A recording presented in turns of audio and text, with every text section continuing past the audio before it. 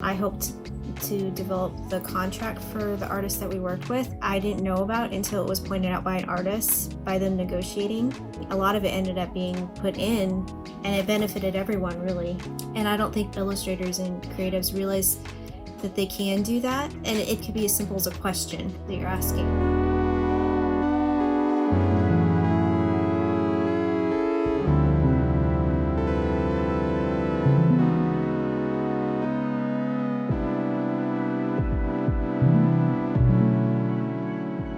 The reason that we want to talk about this now is because specifically for artists, there is so much changing in the next few months. When we were researching this topic, there was so much coming up about lawsuits that have been happening in the last few months and things that are going to happen. And there was a really interesting chat from the European Illustrators Forum that talked about what rights artists have in this case when it comes to AI. And in the next few months, there will be some new regulations in the EU, at least when it comes to artist rights and data rights.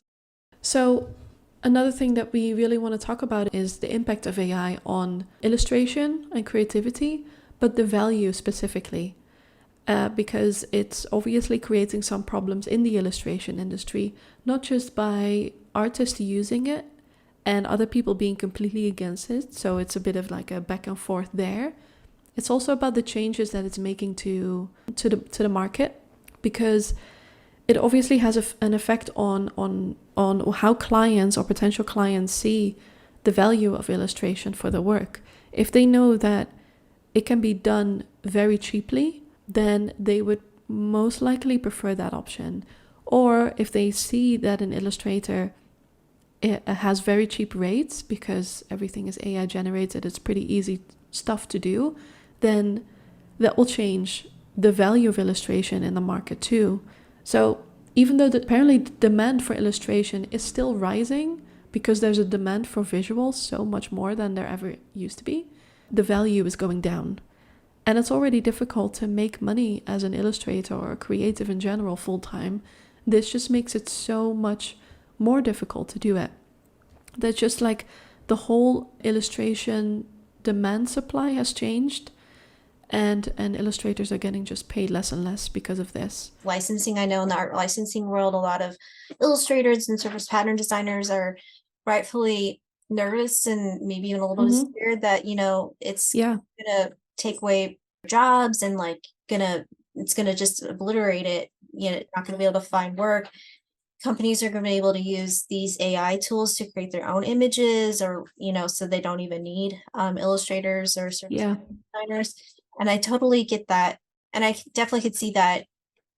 I'm a little conflicted because I think even before AI came out, art licensing it already is it's very saturated. You can already tell just in for example, I did a trade show earlier this year, and it came back after a 2-year hiatus, and the reason it came back, it said, was because there was demand for it, but it was already, I'd heard, waning before it even stopped for those 2 years. And it just kind of shows to me that, I don't know, the market was already kind of, I don't know if ballooning's the right word. And also I think it's just so many other factors like the economy and there's so many things behind the scenes at each company, even that you license to. And there's also the whole thing about the community in general, with companies making sure that they value artists and then artists making sure that they stand up for their rights. Yeah. Which is also very hard to do when you're kind of in an industry where it's viewed a certain way, where art isn't valued as much and companies in general are not willing to put up the amount of money that is really deserved. What you mentioned about surtax is really relevant. Well, in terms of surtax, they've already decided to cancel it for next year. Oh yeah. And do you think that's related to what's happening in the industry at the moment, or? It's hard to say. I'm just not really sure that about art licensing in general. It's hard to kind of get a good answer if it's really something you can make a full-time living with. It seems like you kind of have to have a lot of buckets and just all these different areas just as an artist in general, which I kind of feel like it's like that with, if you're self-employed anyways, particularly in the creative arts.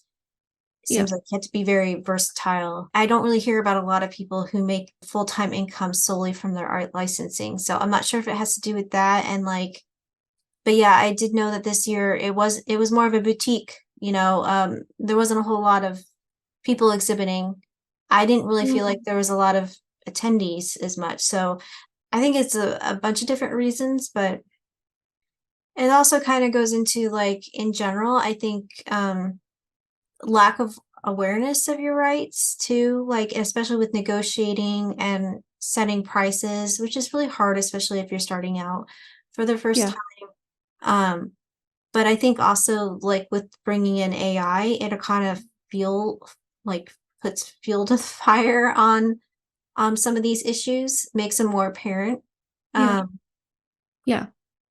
I think that's the problem, right? Like even if, let's say, in an industry like surface design, let's say there are absolutely no surface designers using AI, they still depend on companies doing the licensing. If those companies have a new perception of how much it costs to hire a surface designer or license a piece, they want to make money. Another problem is, and this is long before AI, this was an issue already as well, is that people aren't more and more hired for their time. So usually if, let's say, you are hired as an illustrator to illustrate a book, they don't just pay you for your time, they also pay you for the rights to be able to use those images for a certain amount of time. So the rights then, how do I say this? The amount of rights that they get then changes the final price that the illustrator gives. But people are more and more just hired for their time, and it is sort of assumed that everything that is created within that time is free of charge, or it's included regardless. Now and I've heard this advice given elsewhere that you shouldn't give out your hourly rate at all. It should be more of a quote or estimate that you do have an hourly rate, but it's not something you publicize at all, because you want to, it just sets the tone that it's more about the work than it is, and the work that you're creating, than it is about the time it took you to create, because it really doesn't even matter. It's because how long it took you. Yeah, it doesn't. Yeah. Goes into what we were talking about earlier with the intention and the idea behind it, your ideas behind it that they're hiring you for. Yeah. Not how much time it takes you to do it. Yeah, it's that years of training and understanding and working with other people and experience that creates those ideas. Let's say if you work really fast, then it doesn't suit you at all to have an hourly rate, because it wouldn't take you nearly as long as someone who takes their time. But yeah, so like this decrease of value, there's just this kind of idea of like everything that's on the internet is also free to use. So copyright is obviously a huge issue. If you look, for example, on Getty Images, which is a website used by a lot of big companies and news outlets, there's this massive oversupply of images for very, very little money. Most of those are AI generated. And for, let's say, a company like BBC News, Getty Images is a perfect place to get their images, because news articles need to go out quickly, it needs to be really cheap, and it needs to be predictable. So they would use something like AI through Getty Images. But that also changes how the whole industry is viewed, because then illustrators are hired less and less for doing these kind of visuals as well. And companies just want that more and more, just mass production of images. I mean, this is a whole issue. It's not just it's not just the market, it's not just companies, it's everyone involved, also illustrators. Because as I said, if illustration is being put out there for an incredibly cheap price, because either illustrators want that or because they're using AI generated images, then companies are like, well, I'm going to pick the cheapest option. Can't really blame them either. It's everyone all together that creates that decrease of value. And then because of all of this, audience, like the public in general, is also just so used to free content. Like we're so used to seeing stuff for free. We kind of assume sort of that everything on the internet is for everyone and that we can just take whatever we want, which is an issue, as we said, when it comes to training AI databases. Like everything is just being put in and nothing is protected. That's a huge issue. And there's very little understanding of how copyright works and legal protection too. Because even though now we're kind of talking about the creative industry, I don't think people understand how their data, let's say on Facebook, is being used in AI, specifically in Meta. That we just have absolutely no understanding of what our rights are, because nobody tells us either. It's in the company's best interest to keep us in the dark, and the government is always going to be behind. So with the public, there's just a complete lack of control. And if we do want to protect ourselves, it's not really worth pursuing. Usually, like, what are we going to do? Like, sue Facebook? It's just, it feels very powerless. In the case of data protection, companies should be held accountable. And I think that there's a huge focus on that here in the EU, of course, like holding companies accountable in general, but that they should have better hiring practices, pay artists a better rate. And when it comes to training AI, there should be very strict laws in place for that as well. When it comes to illustrators, or creatives in general, we also have a lack of awareness about our rights. Because we do have rights. I think people forget that, but like, we do have rights. I think that's a huge issue. Yeah. Yeah. Like, we have authorship. It's just that we're not really taught about that most of the time. We both have a creative degree, right? That kind of stuff is usually not taught in schools either. We should know these things, but we don't. Yeah, all that stuff is I learned from taking workshops and after my degree, like business, like just freelancing experience. Yeah. Yeah. Like, we need to go out of our way to figure this stuff out. There's a complete lack of understanding of that kind of value. And it's a huge issue when illustrators, creatives in general, put their work down and ask for like, $3 for an illustration online. It's a huge issue. And we also don't really learn about negotiating with clients. So what we just talked about with an hourly rate, we need to know how to protect ourselves and negotiate a better deal when it comes to giving away our rights for certain works. So it's just really easy for creatives to be exploited as well. And AI coming into that mix makes it so much worse. And all the information is out there. It's just that we need to go out of our way to educate ourselves on this. Because if we don't do it, clients are not going to do it either. Companies are certainly not going to do it. The public doesn't know about it. So it's kind of up to us to do the work. And especially now when it comes to copyright issues.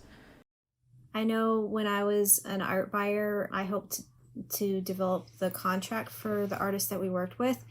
And some of the stuff that we didn't have in there, I didn't know about until it was pointed out by an artist, by them negotiating. And then a lot of it ended up being put in, and it benefited everyone really in the end. And I don't think many people realize, illustrators and creatives realize that they can do that. And it doesn't have to be anything that's daunting. It could be as simple as a question that you're asking. Yeah. Negotiating. Yeah. And just transparency. Yeah. It's difficult to do that if you're just not informed, if you don't feel secure about what you're doing, if you feel like you have the right to do that as well. Yeah, I think there's just so much fear around like the possibility of not getting the job, and I completely understand that. But sometimes, you're really doing not only yourself disservice, but the whole industry a disservice by not at the very least questioning, these contracts and you're given and signing basically away. Good point. And that's just more important now than ever, because if you're a creative running your own business, then it's not just about the creativity. A lot of it is about running a business, about negotiating, about protecting your craft. It's a huge responsibility, and getting those clients, it's massive. And then what we just mentioned is like the decrease in value of art and illustration because of AI, but it also causes a lot of issues with authorship.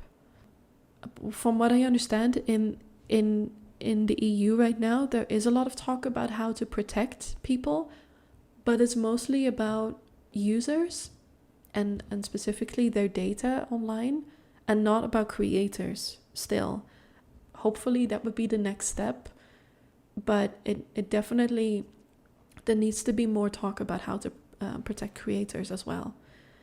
The main issue with authorship is that it's not really clear with AI who the artist is. Yeah. What is authorship? Like, is that in terms of like who the artist is? Like, if you use AI, like, is it the person who's putting the prompt in, or is it the artist, or is it a combination? I guess that's a big thing that needs to be solved with, in terms of like figuring out the regulations and legislation for all this. Yeah, and I mean, that's the whole problem as well. Now that's what everything is about in the creative industry at the moment, right? Because an AI artist, I guess, believes that they're the artist because it comes from their idea or their intention. And AI is just a tool that they use as if it was a pencil or an iPad or whatever. But in this case, yeah, the question is like, who is the artist in this case? And also who gets the money? But the thing is that those AI databases wouldn't exist without all these existing works going into it. So in that case, it's the user or the AI artist profiting from this, and the companies profiting from this, but not the trained images, the people that made the visuals that go into the program. And that's the problem. There's a lot of profit going to the end user and nothing to the actual content creator in the beginning, or artist in the beginning. Yeah. Why it's difficult to like protect anyone in this specific scenario is because art usually gets copied, trained into AI, and then it gets thrown out after that. You could say that, for example, certain art is not allowed to go in, or that needs to be protected, but companies can very quickly just put that in there and then take it out again, and the database will still be trained with those images. So there's always a sneaky way to kind of use those tools to your advantage, which is happening at the moment. And I thought in the webinar that I attended, somebody said something really specific that I thought was really relevant here. So they said tools are built to solve specific problems, and generative AI is built with the mindset that the artist is the problem. Some may use it to replace boring parts of their work, but others might use it to replace the whole artist. And I think that's pretty telling in this case. Yeah, and that's a really great point. I think that is kind of the root of the problem, especially the image making ones, especially in terms of creativity and artists. Like, one of the things I've heard floating out there is disclosing if you use AI to create your art as kind of like one of the things in terms of like solving the authorship problem, or part of the problem. Yeah. So basically it's about like, how can we make sure that we're protected and that not all of our data is being trained, which is great. Like, I think it's great that that's happening. We need to be our data needs to be protected, obviously, especially in the EU. There's a huge priority on data protection, but it would be great if there was also a priority on content creators and artists and our stuff being protected online as well. Yeah. Right now, the U.S. Copyright Office is taking the position that only human-created images are protected. So it's like the relationship to a client giving general guidelines to an artist as to the work to be created, so of the prompts being fed to them. So the client doesn't get copyright for their ideas. And at least one federal judge has ruled that AI-generated images are not protected by copyright in the U.S., but the ruling has been appealed. So all of this is still kind of like up in the air, being, to be determined. I have heard that some surface pattern designers are putting AI clauses in their contracts when negotiating with companies. I'm not sure exactly what they're basically negotiating for. I don't know if it's like that they don't want their images to be used if they have any, if the company has any generative AI, so that it's not used. But yeah, I have heard in some places that that is being done by some designers. But I've also heard that there's a rep is starting to represent AI art. So that was interesting. It didn't seem like it settled very well with the other artists that they represented. Because at the moment, right, is that AI art cannot be copyrighted because it's not made by humans. That kind of changes our whole perception of that, if that were to change. Like, so that means an AI artist is making original images, and what they create is actually their own and is also copyright protected. Like that whole perception would have to change. Another thing that's also being talked about is that you might need to disclose if you're using AI in your art. Also might end up on contracts, I suppose.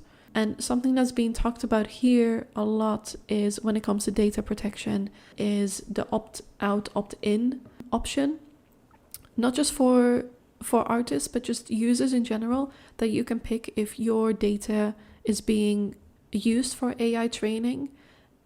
At the moment, I suppose it's possible. Like, you could, for example, write an email to Facebook and say, like, I don't want my data being used, but you would need to be aware of that in the first place. And an automatic opt-in versus a potential, chosen opt-out isn't really a good way to protect people either, because it means that you're automatically in. And as we said, once data is in, you cannot take it out again. So it's really difficult to know if you've already been trained. It's the lack of awareness that's an issue. And when it comes to artists, like, we'd need to know so much about where our art is ending up. So an automatic opt-in is a huge issue. It puts so much responsibility on the artist. I think I think that's a huge problem, which I think is where all this legislation and laws need to come into place, and for accountability for the companies that are creating all these AI capabilities. Yeah, and then we can always decide if we want to be part of this or not, but just to have the protection in place of our own work is really important. So what the EU is doing at the moment is making an AI Act. It's been going on since June, and it's set to finish by the end of the year. So obviously it's great that there's going to be protection in place, but hopefully, obviously next year, that will continue. And there's going to be also like a focus on legal protection for artists. But I think in the meantime, there is some stuff that you can do to protect yourself as an artist, right? Regardless if you use AI or not, this is just, as a creator, in your best interest to protect your work as much as possible and to know your rights, regardless of where you stand on this. Illustrator organizations and forums, they provide a lot of guidance. And because we're talking a lot about laws, it's pretty important to look at local organizations, national organizations, because it depends on where you live, what you can do as well. And not just to protect it, but also to kind of know your rights and maybe to put certain clauses in your contracts. Have a look at those specific guides from different organizations. What are some other links that you looked at? One of the links that I'll put on there is the Congressional Research Service. They have a generative AI and copyright law document that they'll be updating, I think, regularly. So that's something to keep up with. So that's to kind of know your rights and keep up with it. It's good to reference. And then one of the links I found is, have I been trained? Oh yeah, that's helpful to see if you kind of want to know like where your art is ending up, if it is in a database. It doesn't work perfectly, but it is useful. And then glaze as well. I don't really know how it works, but it kind of puts noise into your work to protect it. So it becomes really difficult for AI databases to scan your work, I guess, to train it. One thing that I know recently came out that I'm going to add to is there's this new program where it'll degenerate your images, I think is the gist of it. Have you heard about that? Data poisoning artists fight generative AI. Yeah.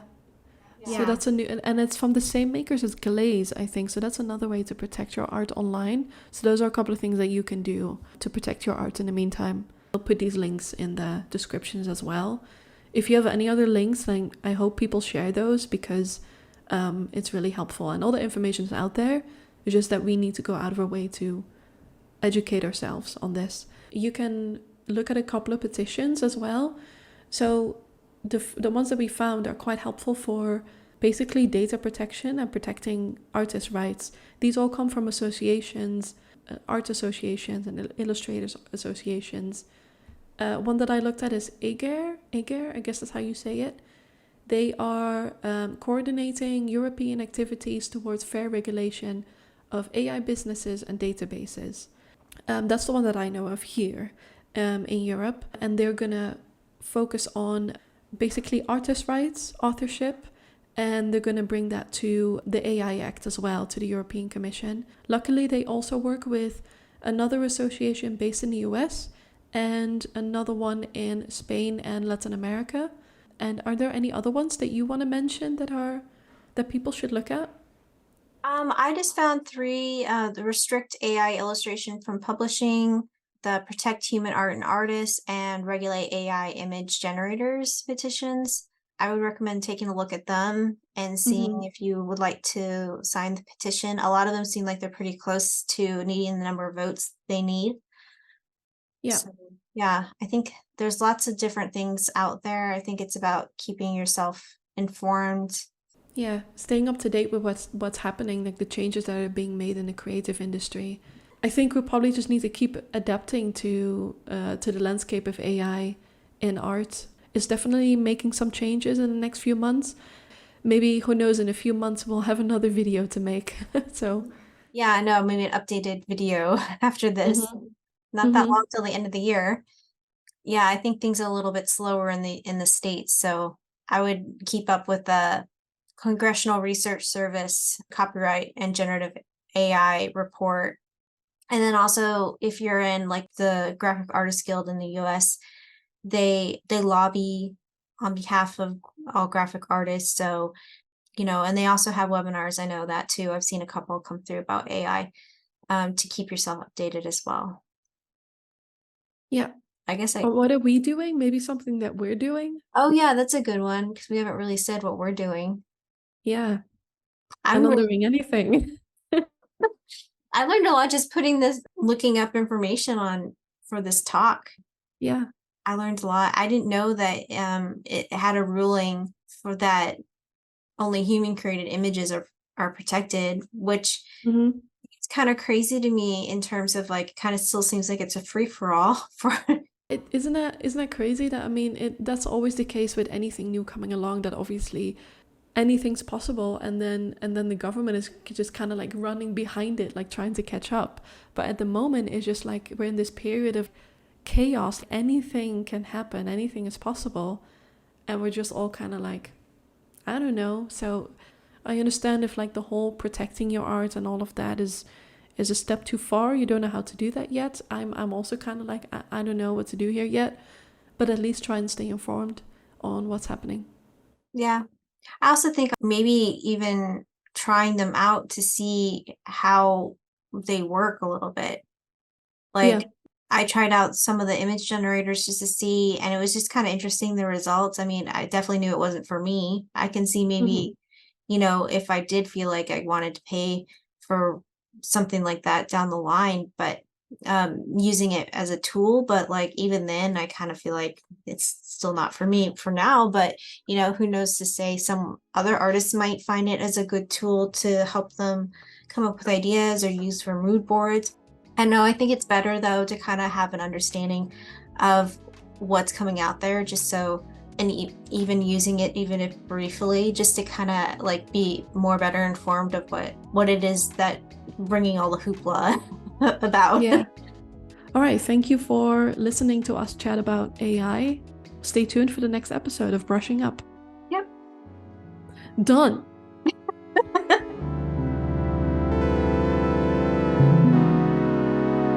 mentioned there. Sorry, I just knocked over my printer. Okay, there's a tornado alarm like between him and the alarm. Like, there's a lot going on. Yeah. I'm sorry. He's a scaredy cat, and he barks at any noise. He just wants to be part of the conversation. Stop. You're so loud.